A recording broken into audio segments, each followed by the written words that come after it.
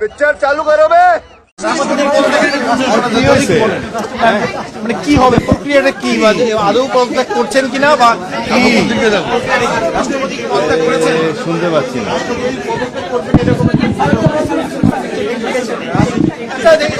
সবাই কথা বললাম শুনতে পাচ্ছি না কি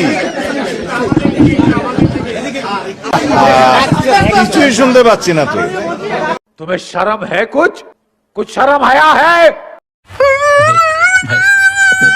এখন যদি আপনারা আমাদেরকে 5 মাসের একটা সরকারকে রাজপথের ভয় দেখান, বিএনপি কে রাজপথের ভয় দেখিয়ে লাভ আছে নাকি? আমরা তো 17 বছর রাজপথে, লাভ হবে না। জনগণ আপনাদের সাথে যাবে, আমার অসম্ভব রকমের সন্দেহ আছে। জনগণ জানে যে এই সরকার কি করছে, জনগণ নিজের চোখে দেখছে। অতীতে জীবনে যা হয়নি আজকে সেটা করছে। ये तो लेने के देने पड़ गए। কিশোরগঞ্জবাসী যখন সব গজব থেকে উদ্ধার হয়েছে, ফজু পাগলা নামে এক গজব কিশোরগঞ্জবাসীর উপরে চাপায়া দিছে। প্রিয় তারেক রহমান, কিশোরগঞ্জবাসীকে উদ্ধার করেন এই শীর্ষ মুজিব সন্ত্রাসী ফজলুর রহমান থেকে। এই সন্ত্রাসীর জ্বালায় কিশোরগঞ্জবাসী অতিষ্ঠ, কিশোরগঞ্জবাসীর মান মর্যাদা চলে যাচ্ছে। ওনারা তাকে রিজেক্ট করতে চায়। আপনি অন্য কাউকে দেন, তবে ফজু পাগলা থেকে কিশোরগঞ্জবাসীকে উদ্ধার করেন। रुको जरा सबर करो। রাজনীতিবিদদের মধ্যে সুন্নি লিডার আছে, অ্যাডভোকেট ফজলুর রহমান ভাই। উনি কি কাউরে ডরায় কথা কয়? আমার পরিষ্কার কথা যে যারা নবীকে ভালোবাসে আমরা তাকে ভালোবাসি। এটা সম্পূর্ণ আলাদা একটা জগৎ। আমি কিন্তু হিন্দু না মুসলমান। समझ रहे हो समझ रहे हो आप এটা কি করলেন আপনি? সবাই কাটা লয়ে যেতেছেন সংসদ সদস্য দেখা, হ্যাঁ? তা আমরা তো সিরিয়াল না, সংসদ সদস্য দেখছি, ওনার একটা সাক্ষাৎকার লো মনে। প্রিয় বন্ধুরা, আপনাদেরকে টেনশন দেওয়ার জন্য চলে আসলাম আজকের ভিডিও নিয়ে। শুধু তাই নয়, আজকের ভিডিওতে এমন কিছু দেখবেন যা আপনি আগে কখনো দেখেননি। শুধু কি তাই, আজকের ভিডিওটি শেষ পর্যন্ত দেখলে আপনার অবস্থা ঠিক এমনই হতে পারে। তবে দয়া করে বলবো, এই ভাইটির মতো ভুল করেন না, চারদিকে দেখে নেন কোন লোকজন আছে কিনা, না ওই কিন্তু ভাইটির মতো দৌড়াতে হবে। আমরা নেতার পাও কত সুন্দর, আর এই রাজাকার পাও না সুন্দর না? নেতা আপনার পাও জুতা লাগে বলে একজন মানুষ দরকার না? আচ্ছা বুঝছি, তুই কোনটা চাইতাছ? তোর এই সাড়াসাড়ি পুরস্কার হিসাবে তোর এই দায়িত্বটা দেওয়া হইলো। নেতা আপনার কাছে একটু দাঁড়াই। দাঁড়া।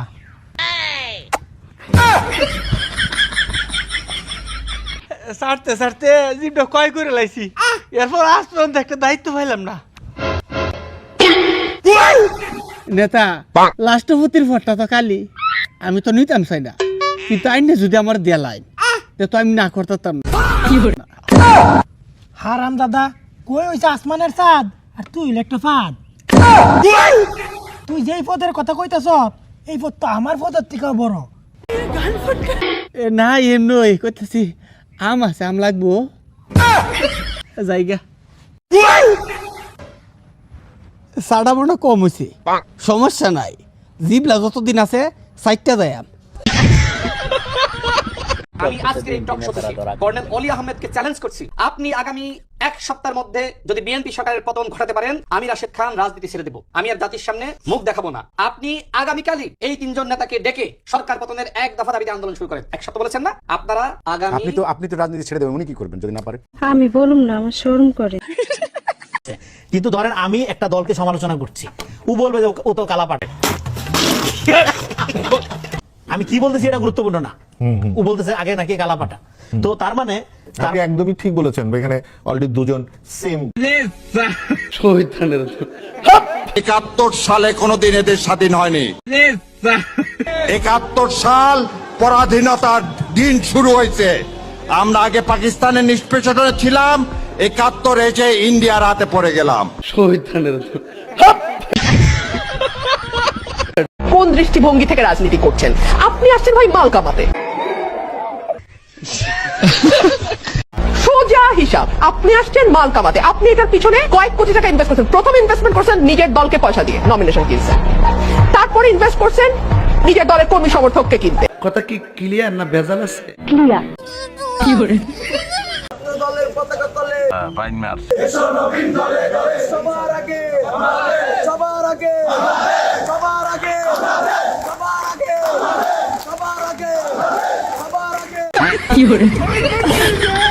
গুপ্ত গুপ্ত শেখ হাসিনা স্বৈরাচার ছিল মানলাম, জামাত ইসলাম দেশের মধ্যে আত্মগোপনে ছিল সেটাও মানলাম, ঠিক আছে, কিন্তু আপনি যে আপনার মায়ের রাইখা আপনার দলের নেতা কর্মীকে রাইখা 17 বছর বউ নিয়ে লন্ডনে আরামে এসে জীবনযাপন করলেন, তাহলে আপনার কি বলা উচিত?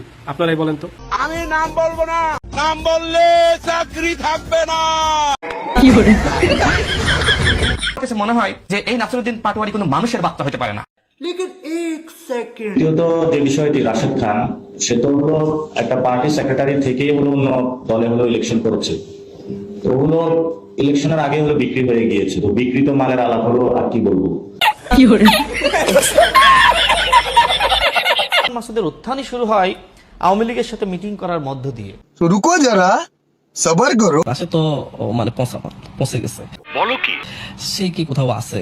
সে এখন বেঁচে থাকতে হলে আলোচিত যাদের এখন সুনাম আছে, গ্রহণযোগ্যতা আছে, তাদের বিরুদ্ধে কারো না কারো বিরুদ্ধে একটা মিথ্যাচার করলে একটু ভাইরাল হওয়া যাবে, একটু আলোচনায় থাকবে। তার এখন আলোচনায় থাকা দরকার। সে অক্সিজেন পাচ্ছে না।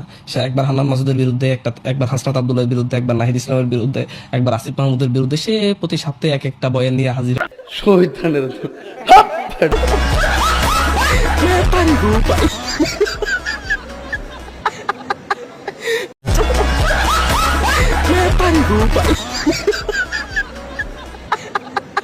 বিএনপি সরকারের আর কোনো প্রতিশ্রুতি দেখার দরকার নাই। নেড়া একবারই বেল তোলা যায়, নেড়া দুইবার বেল তোলা যায় না। বেল তোলা যায় আমাদের শিক্ষা হয়ে গেছে। কখনো সালাউদ্দিন বেল মারে, কখনো হইলে যে অর্থমন্ত্রী আছে একজন অশিক্ষিত লোক, সেই বেল মারে। আরেকজন হলো আপনাদের এই কি যেন জ্বালানি মন্ত্রী টুকু সাহেব, না ওনার নাম যেন কি জানি না, উনি একটা মিথ্যুক ভণ্ড প্রতারক। উনি বলে তেল আছে না, আমরা পেট্রোল পাম্পে গেলাম তেল নাই। তারপরে পেট্রোল পাম্পে কয়েকদিন পরে যখনই তেলের দাম বাড়িয়ে দেওয়া হলো, পকেট ভর্তি হয়েছে ওনার, সুরসুর করে তেল আসা শুরু করে।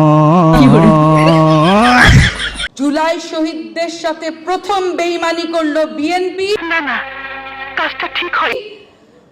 সংস্কার পরিষদের শপথ না নিয়ে আমরা অবাক বিস্ময়ে শুনলাম মাননীয় স্বরাষ্ট্রমন্ত্রী বললেন জাতীয় সংসদে দাঁড়িয়ে আমরা গণভোটে হ্যাঁ বলেছি, যদি নির্বাচনটা হতে না দেয় জুলাই সনদের সাথে এর চেয়ে বড় প্রতারণা কি আমি জানি না।